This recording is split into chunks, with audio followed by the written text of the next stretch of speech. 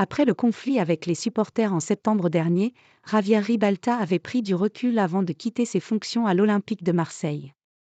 L'ancien directeur du football marseillais pourrait bien rebondir en Italie, car son nom est mentionné dans les actualités de la Roma.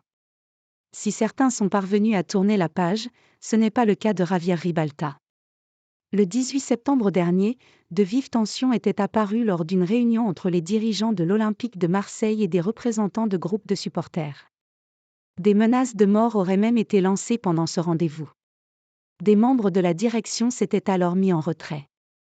Comme le président Pablo Longoria, plusieurs dirigeants avaient finalement décidé de reprendre leur poste.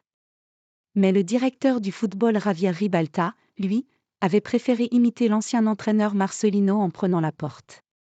Ribalta de retour en Italie ?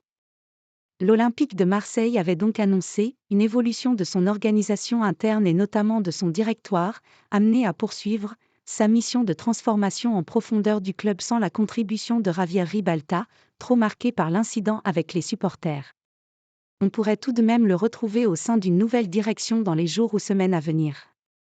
3 mois après l'officialisation de son départ, l'Espagnol fait effectivement l'objet de rumeurs du côté de la Roma. Le club de la capitale italienne a annoncé jeudi le départ de son directeur sportif Thiago Pinto. Selon le communiqué publié par les Giallorossi, les deux parties vont se séparer d'un commun accord le 3 février, soit après la fermeture du mercato hivernal.